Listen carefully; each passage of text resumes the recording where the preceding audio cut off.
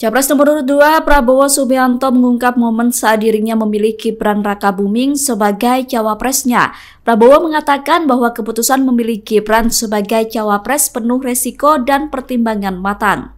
Salah satu pertimbangan Prabowo memilih Gibran yakni lebih baik memilih anak muda yang kurang berpengalaman namun bisa dibina ketimbang memilih orang yang berpengalaman namun kerap korupsi. Pernyataan itu disampaikan oleh Prabowo saat menghadiri acara Deklarasi Nasional Gerakan Muslim Persatuan Indonesia Cinta Tanah Air atau Gempita. Prabowo berkata bahwa ketika hati nuraninya memilih Gibran, putra sulung Jokowi itu tengah dilanda cibiran, dipandang sebelah mata dan kemampuannya diragukan. Prabowo mengatakan bahwa Gibran kerap diejek anak ingusan karena ia merupakan putra presiden. Namun Prabowo memuji Gibran yang bisa mematahkan tudingan miring ketika debat berlangsung. Menurut Prabowo, Gibran tampil baik saat debat cawapres di KPU. Prabowo bahkan memberikan nilai hampir sempurna terkait penampilan Gibran saat debat.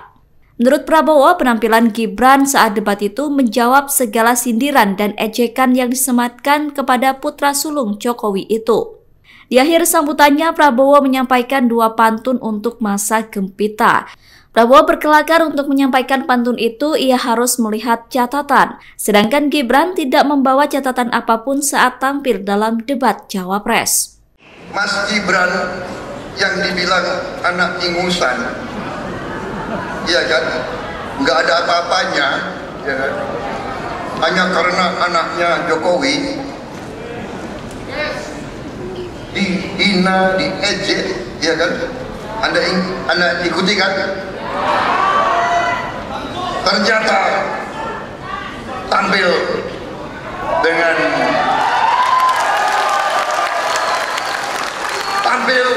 menurut saya, kalau saya guru yang harus kasih nilai, saya kasih nilai 9,9.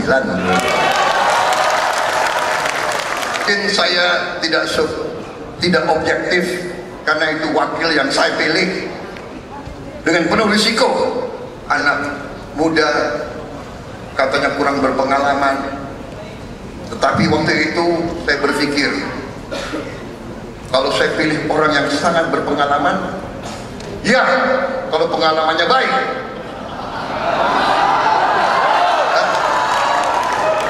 kalau pengalamannya adalah pengalaman korupsi, bagaimana? Mendingan kita milih anak muda yang masih bisa kita bina, apalagi orang tuanya seorang pejuang merah putih, seorang yang membela rakyat Indonesia. Apa salahnya, saudara sekalian? Buntut disebut tukang fitnah oleh Ketua KPU Hasyim Asy'ari, Roy Suryo memilih melakukan somasi. Roy Suryo mengirimkan surat somasi kepada Ketua KPU pada Rabu 27 Desember 2023. Somasi itu dilayangkan lantaran Roy Suryo tidak terima disebut sebagai tukang fitnah oleh Hasyim. Dilansir dari Kompas.com, Roy Suryo telah mengirimkan surat undangan dan somasi pertama kepada Ketua KPU dari kuasa hukumnya. Dalam surat tersebut, Roy Suryo melampirkan artikel media massa yang memuat berita berisi pernyataan Hasyim yang menyebut dirinya sebagai tukang fitnah. Hasyim diminta datang ke kantor kuasa hukum Roy Suryo untuk melakukan klarifikasi. Hasyim diminta datang melakukan klarifikasi pada Rabu 3 Januari 2024. Adapun Hasyim menyebut Roy Suryo tukang fitnah saat menanggapi pertanyaan awak media tentang tuduhan KPU curang. Tuduhan itu dilayangkan lantaran hanya cawapres nomor urut 2 saja yang memakai 3 mikrofon sekaligus saat debat berlangsung. Tuduhan itu disampaikan Roy Suryo melalui akun media sosial X. Menurut Roy Suryo, apa yang disampaikan Ketua KPU itu telah menyerang kehormatan dan atau telah merugikan harkat dan martabat dirinya. Coach atau Kepala Tim Pemenangan Nasional Anies Baswedan dan Muhaimin Iskandar Ahmad Ali menyebut tolol jika kubunya membangun komunikasi dengan kubu Ganjar Mahfud. Kokapten Amin Sudirman Said merespon apa yang disampaikan Ahmad Ali tersebut. Menurut Sudirman, sikap yang diambil Ahmad Ali salah. Pernyataan itu disampaikan oleh Sudirman Said pada Rabu 27 Desember. Sudirman Said mengatakan bahwa membangun komunikasi dengan kompetitor merupakan salah satu wujud kematangan dan kecerdasan dalam berpolitik. Ia kemudian menyerang balik Ahmad Ali dengan menyebut tidak paham strategi. Sudirman mengaku heran dengan sikap Ahmad Ali yang kerap melontarkan pernyataan provokatif. Ia menilai bahwa Ahmad Ali kerap memancing gesekan di internal kubu Amin. Sudirman mengatakan bahwa sikap yang ditunjukkan oleh Wakil Ketua Umum Partai Nasdem tersebut justru bisa merugikan pihak-pihak yang berkompetisi. Pasalnya bagi Sudirman, secara strategi pemenangan, sikap Ahmad Ali disebut sangat destruktif. Selain itu, sikap Ahmad Ali dinilai bisa memecah belah kekompakan yang telah dibangun kubu Amin. Atas hal itu, Sudirman berharap seluruh anggota yang tergabung di dalam koalisi dapat menunjukkan sikap yang lebih dewasa dan bisa menjaga iklim kompetisi. Jadi Bang Anies ini mau bangun apa sih di Kalimantan? Boleh? Capres nomor urut 1 Anies Baswedan dicecar soal pembangunan Kalimantan. Momen tersebut terjadi saat Anies menghadiri acara Desak Anies di Pontianak pada Selasa 26 Desember kemarin. Seperti diketahui, pasangan nomor urut 1 Anies dan Muhaimin sejak awal menyatakan menolak pembangunan IKN. Anies diketahui berkali-kali mengkritik terkait pembangunan IKN. Selain menolak proyek IKN, Anies juga menolak food estate. Moderator acara Desak Anies itu kemudian menanyakan terkait pembangunan apa yang akan dilakukan Capres nomor urut 1 itu setelah menolak IKN dan food estate. Anies berkata bahwa pembangunan IKN bukan menjadi prioritas. Anies kemudian menanyakan akankah kebanggaan membangun ibu kota baru bisa merubah nasib. Bang Anies, untuk pertanyaan pertama Bang Anies, ini kan kebetulan kita di Pontianak Bang Anies, di Kalimantan Barat. Nah, yang lagi hangat di Pulau Kalimantan ini adalah adanya pembangunan IKN. Kita lihat di berita kayaknya Bang Anies dan Caimin itu ada suatu kurang sreg nih sama IKN. Selain itu juga kita tahu di Kalimantan ini ada program food estate nih Bang Anies. Kemarin kita lihat udah ada ini kabarnya ada jagung ditanam di polybag begitu. Dan Bang Anies juga menyampaikan bahwa katanya food estate ini tidak berpihak kepada petani. Pertanyaannya Bang Anies, jadi Bang Anies ini mau bangun apa sih di Kalimantan? Boleh? Kita minta Bang Anies jawab dalam waktu 2 menit. Silakan Bang Anies. Ini pertanyaannya bagus. Mau bangun apa di Kalimantan? Karena berarti seluruh wilayah Kalimantan yang dijangkau. Bukan hanya satu lokasi di Kalimantan. Oke? Itu bedanya. Karena ketika kita bicara dua hal itu, IKN satu lokasi di Kalimantan. Pertanyaan, masyarakat Kalimantan Barat dapat apa? Jangankan masyarakat Kalimantan Barat, masyarakat Kalimantan Timur dapat apa? Oke? Sementara kalau kita lihat nih, saya sampai punya catatan. Apa yang mendasar? Saya ingin berikan perbedaan. Antara keinginan dengan kebutuhan. Kalau Anda punya keinginan dan kebutuhan, mana dulu yang diselesaikan? Mana dulu? Kebutuhan. Dan ketika bicara kebutuhan, tadi saya bicara juga dengan Monsignor Agustinus, kebutuhan paling utama salah satunya adalah tentang peningkatan kualitas manusia. Betul? Kesehatan pendidikan. Saya sampai cek datanya. Datanya di 5 provinsi Kalimantan ini, ada kelas yang rusak berat itu jumlahnya 10.000 ruang kelas. Oke. 79.000 itu SD, SMP, SMA sampai dengan SLB. Dan kalau dicek nih, di Kalimantan Barat sendiri, itu ruang kelas yang rusak berat itu jumlahnya 28.000 ruang kelas berat. Sekarang, apakah itu perlu dibiarkan? Kalau tidak, lebih baik uangnya digunakan untuk memperbaiki kualitas manusia gitu. Nih, kita ingin di Kalimantan jalan-jalan terbangun dengan baik. Betul. Dan datanya nih, Kalimantan Barat ini salah satu provinsi di antara 10 provinsi yang paling banyak jalan rusaknya. Yang jalan rusak di Kalimantan Barat ini jumlahnya berapa? 3.700 km jalan rusak. Oke, haruskah itu dibiarkan? Gunakan dananya untuk perbaiki jalan-jalan rusak di sini. Jadi, ketika kita bicara tentang pembangunan, pikirkanlah pembangunan untuk satu pulau, untuk seluruh penduduk di pulau ini. Bukan hanya satu lokasi, kemudian seakan-akan semua mendapatkan sesuatu. Tidak, yang mendapatkan adalah mereka yang bekerja di tempat itu. Mereka yang tidak bekerja di tempat itu, mereka tidak mendapatkan apa-apa. Oke? Pertanyaannya, mungkin kita bangga karena ada sebuah kota terbangun di pulau kita. Akankah kebanggaan itu mengubah nasib kita?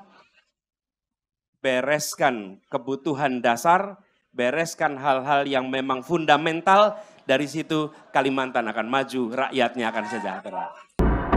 Juru bicara Tim Nasional Anies Baswedan dan Muhaimin Iskandar, Indra Krismiaji, jadi tersangka kasus penggelapan pajak. Indra ditangkap karena diduga terseret kasus penggelapan pajak dan tindak pidana pencucian uang atau TPPU. Indra diduga melakukan penggelapan dana hingga mencapai 1,1 miliar rupiah. Atas kasus tersebut, Indra dijerat pasal berlapis. Indra dijerat pasal 39 ayat 1 huruf C junto pasal 43 ayat 1 Undang-Undang Nomor 7 Tahun 2021 tentang harmonisasi peraturan perpajakan junto pasal 64 ayat 1 KUHP. Ia juga dijerat pasal 3 atau pasal 5 junto pasal 10 Undang-Undang Nomor 8 Tahun 2010 tentang pencegahan dan pemberantasan tindak pidana pencucian uang. Setelah ditangkap Kejaksaan Negeri Jakarta Timur, Indra kini ditahan di rumah tahanan Cipinang.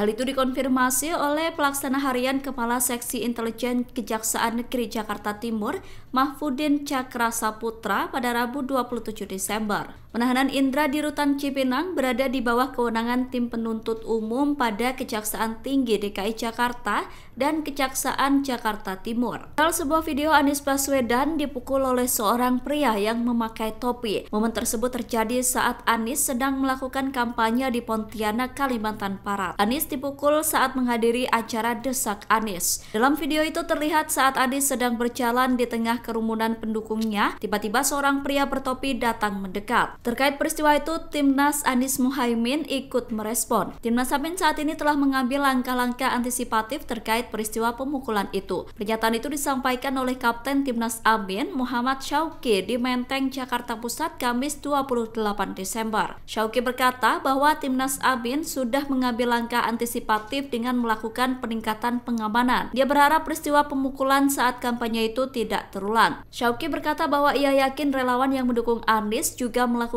antisipasi tersebut saat sedang berkampanye. Seingat saya itu ada aturan dari Kejaksaan. Timnas Anies Baswedan dan Muhaimin Iskandar atau Amin buka suara soal kasus yang menyeret juru bicaranya. Seperti diketahui, juru bicara Timnas Amin, Indra Krismiaji, ditahan Kejaksaan Negeri Jakarta Timur atas kasus penggelapan pajak. Indra diduga telah menggelapkan pajak yang mengakibatkan negara rugi hingga 1,1 miliar rupiah. Timnas Amin menyatakan akan memberikan pendampingan hukum terhadap Indra. Pernyataan itu disampaikan oleh Ketua Tim Hukum Nasional Anies Muhaimin, Ari Yusuf Amir, pada Kamis 28 Desember 2023. Timnas Amin menyayangkan penangkapan Indra saat yang bersangkutan sedang aktif sebagai juru bicara Timnas Amin. Dalam kasus itu, Timnas Amin yakin bahwa Indra tidak bersalah. Ari mengatakan meskipun telah ditetapkan sebagai tersangka, namun Indra masih menjadi jubir Timnas Amin. Kami belum sampai pada kajian itu, tapi kami menyesalkan tindakan penahanan tersebut di saat beliau lagi sibuk-sibuknya membantu Timnas. Dan nanti silakan publik menilai apakah kasus ini layak dilakukan penahanan atau tidak. Publik yang menilai. Tapi kami dari Tim Hukum Nasional jelas melakukan pendampingan hukum dan menyesalkan tindakan penahanan tersebut karena selama ini beliau cukup kooperatif dan kasus ini juga bukan kasus yang spektakuler seperti yang pernah kita ketahui di kasus-kasus penggelapan pajak yang lainnya. Jadi itu.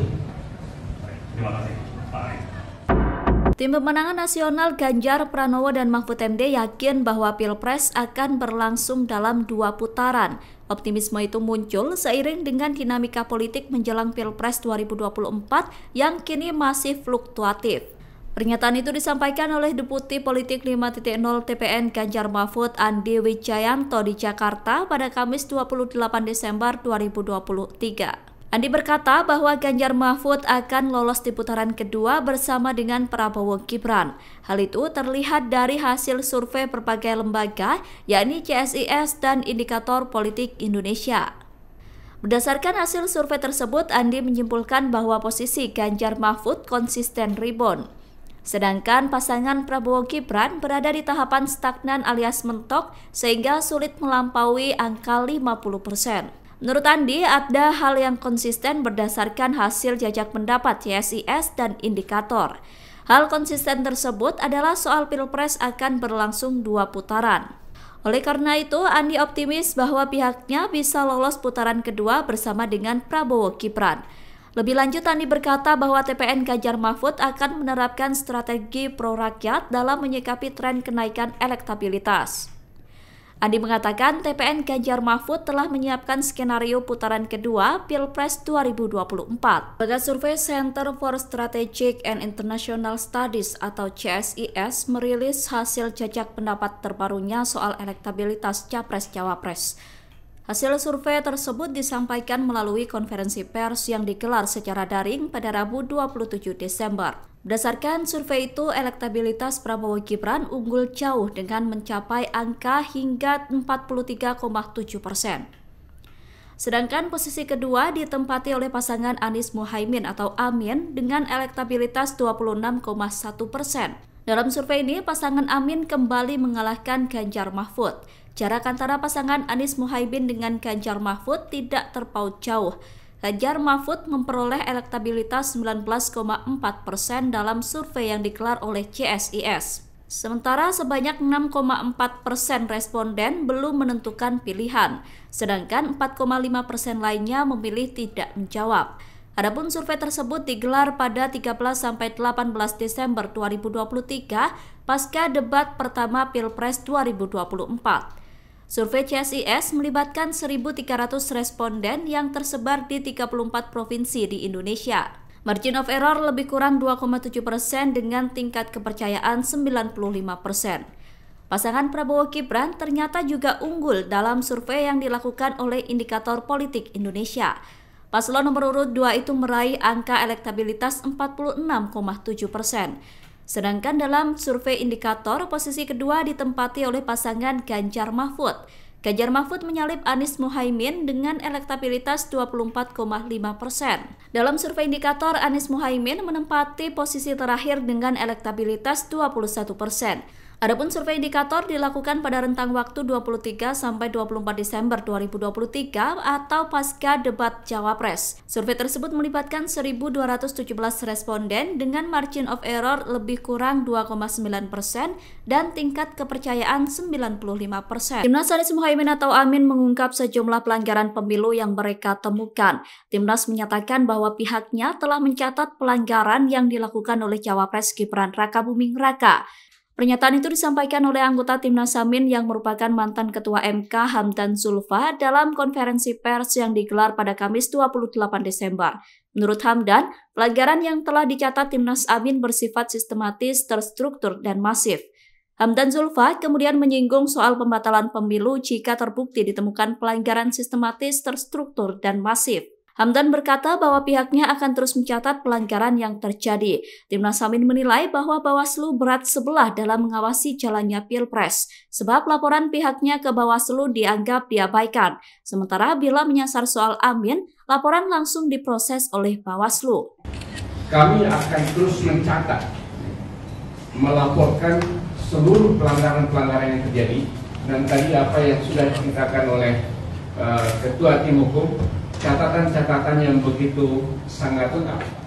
Nah, catatan ini menunjukkan bahwa betapa banyak pelanggaran dilakukan oleh paslon.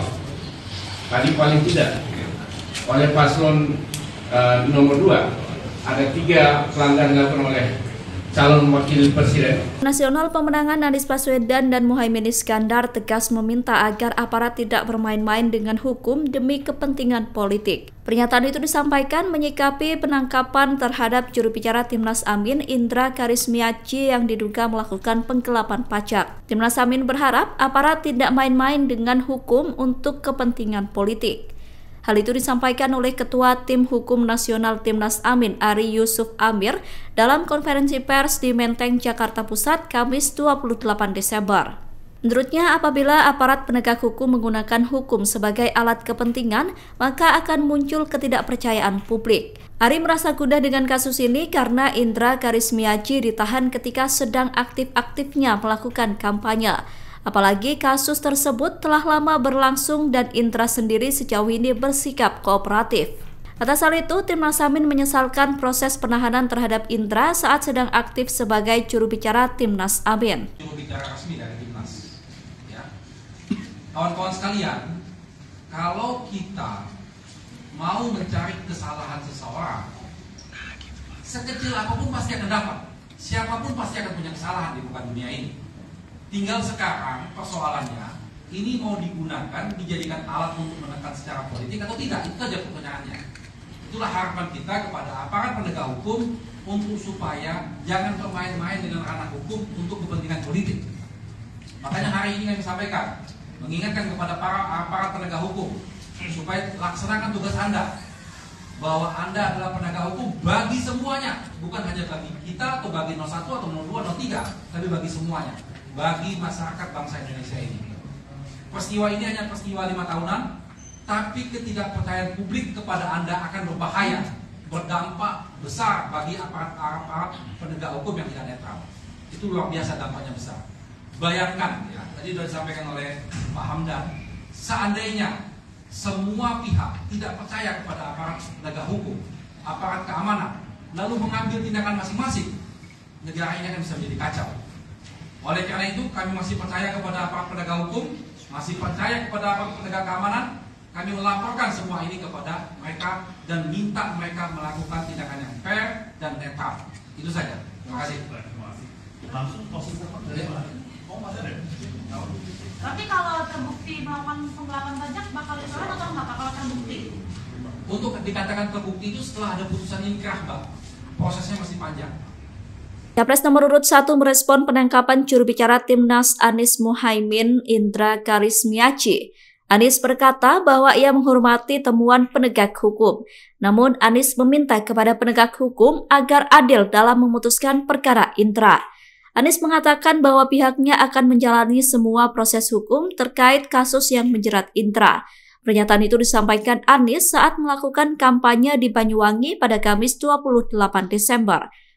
Anies bersama dengan seluruh Timnas Amin berkomitmen menjaga marwah hukum di Indonesia.